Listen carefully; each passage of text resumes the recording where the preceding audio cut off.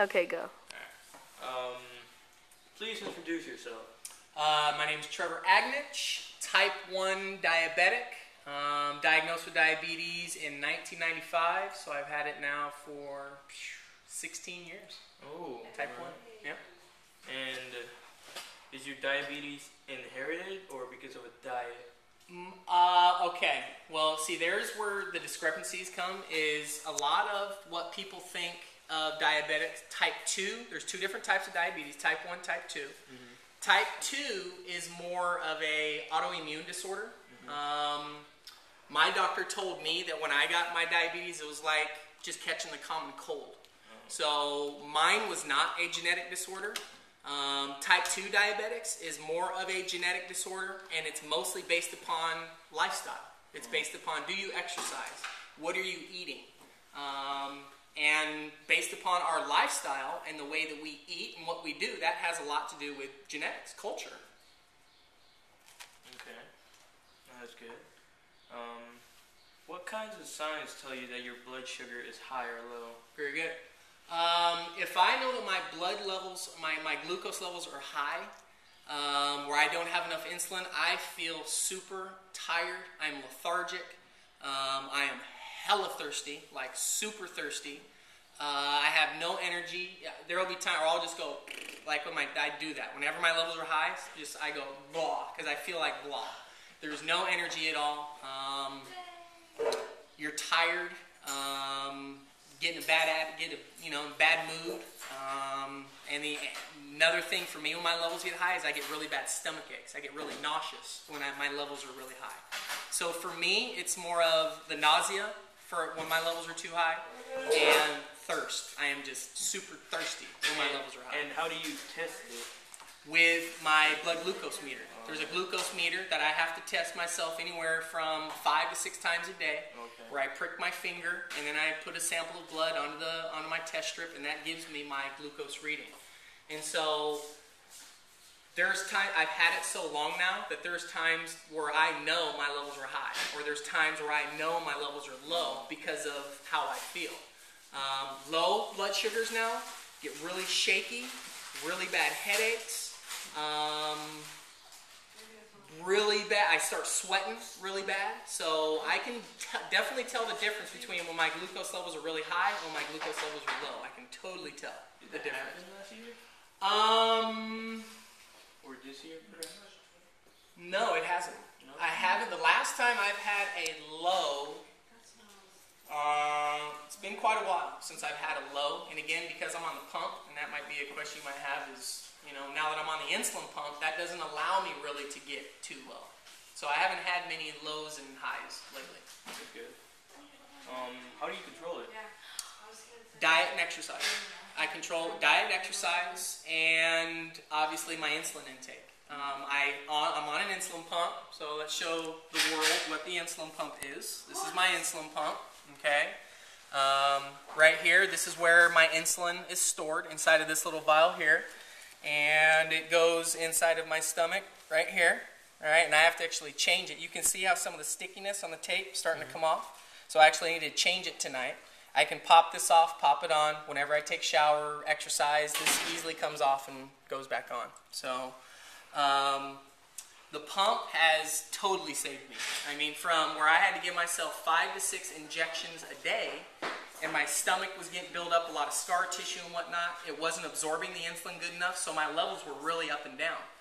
Ever since I got on the pump 4 years ago, my life has changed. I mean, it's 100 times better. 100 times better. What kind of food do you eat now? You know what? I still eat crap. I'm not going to lie. I eat crap. I mean, I'll go to the fast food joint and, and load up on 2 cheeseburgers and chili fries and do all that. I eat a home-cooked meal every night. I make dinner for myself. Either make dinner for me, or I'll go over to my parents' house and have dinner over there. You and your daughter? Me and my daughter, yeah. I make lunch majority out of the week. We'll go to lunch maybe one day on a Fridays when we'll usually go out and eat lunch. So we're making sandwiches or leftovers from the night before for dinner is what we have for dinner or for lunch. And then every morning breakfast.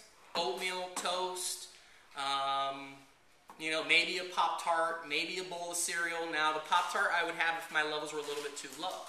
So then I could have more sugar. If my levels are a little bit higher in the morning when I wake up, then I don't want any sugar at all. So then I'll just stick strictly to the oatmeal or a piece of toast or just the basics there.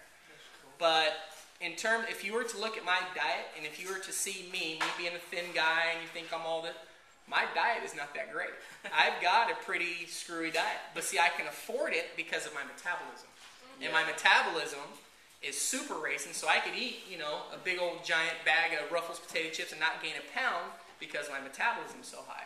And another good thing, I don't want to say it's good, but with diabetes, the insulin also breaks down fat. So when I give myself insulin, it's also breaking down my fat content. So I'm going to be a skinny dude pretty much forever. Lucky you. So does this like affect your daily lifestyle? Oh, definitely. Definitely. Every single day, I have to focus on my diabetes. If I don't focus on my diabetes, then my diabetes will go out of control, and I wouldn't have control of my life. Oh, so this is like priority one, basically. Oh, number one priority. I have to have it be my number one priority. When I first got diagnosed with it, and I was down in college, I didn't take care of it at all when I was in college. I mean, I was on the football team, but I felt like crap. 5 years straight, I felt awful every single day. Because of, because of the diabetes. So I just never felt good. And so finally when I was like, all right, man, I need to put diabetes my top priority. I need to make it the most important thing in my life, even ahead of my daughter. Because if I don't make diabetes the number one priority in my life, then I die. Who's going to be there for daughter? No one. So I had to make diabetes number one priority for myself. By making it my number one priority now, it's a habit now. It's a routine now, so I really don't have to think much about it because it's just automatic now. So I don't have to stress about, you know, everything that I eat and getting on and finding my carb counter and keeping a journal book. I had to do that for a couple of years when I wanted to take good care of it to see how food affected my body. Because a banana is going to affect my body different than an orange will.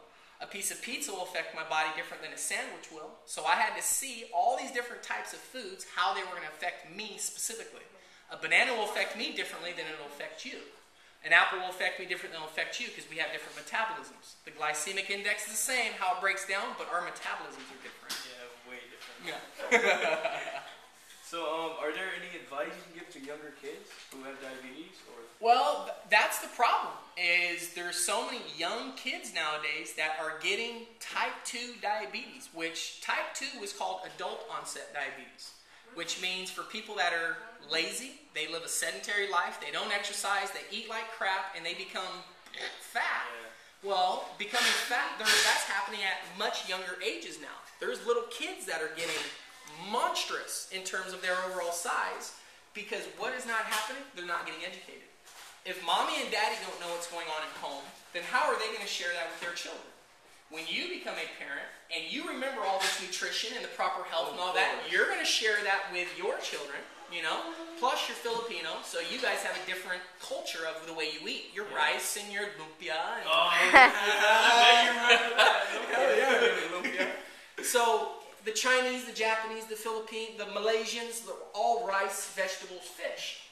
Over here in the U.S., Western civilization, it's all about red meat and fried potatoes and everything. Exactly. High carbs. And then here on this campus where we've got 70% Hispanics, what's the biggest thing they're eating? Tortillas, rice. All major carbohydrates. Rice and tortillas and beans. All major carbs. So, and then what are they doing with their food? They're frying most of it. They're cooking with a lot of lard. They're cooking with a lot of the saturated fat. Fried Twinkies? Really? Exactly. Exactly. So when it comes to advice to younger people, watch what you eat. You still, and we're going to talk about the whole, you know, what's the quote from last year? You are what you eat. It's a fact. It's a fact. What you put into your system is going to then revert to how you feel overall. So if you're stuffing crap and putting in all the bad stuff, you're doing that. But yet I'm able to do it because of my metabolism, breaking the food down. I'm exercising, but I'm also eating good stuff. Granted, I'll go out and eat fast food every once in a while, but the majority of the time, if you heard me say, I'm eating dinner at home. I'm eating lunch from stuff at home. I'm eating breakfast at home. Very, very few times am I actually going out, one time a week for lunch and maybe once a week for dinner, where I'm actually going out and eating crap, going out and getting the fast food.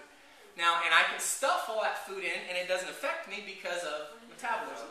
But what does get affected is my blood glucose. So if I eat a Big Mac, French fries, a pie after that, my glucose goes skyrocketing. So I have to then juice myself up with insulin so that the glucose goes into the cell, turns into energy. Well, when I give myself all that insulin symptom is nausea. So even giving me all that insulin, I start getting a stomach ache, feeling nauseous because of all the food that I ate to break down and for it to get into my cells. So when it comes down to it, what could I tell young people? Educate yourself on nutrition. Know what is good for you, know what is bad for you. And more than anything else of what goes into your system, exercise. If you get into a habit of exercising now, then you're going to get into that habit as an adult, and you'll exercise later on in life. If you're in sports right now, you're going to enjoy sports as an adult, so you might be involved in sports later on. You might, want to go and pick up games at the gym or little pickup games out at the park or something like that, but you want to stay active and watch what you eat. Period. Basically. Period. Well, that's all we have for today. Thank you, Mr. Agnitch. You're welcome, That sir. was very informative. Excellent. Good. And, Glad I could help you. That's it. What do I do? Deuces. Turn it off?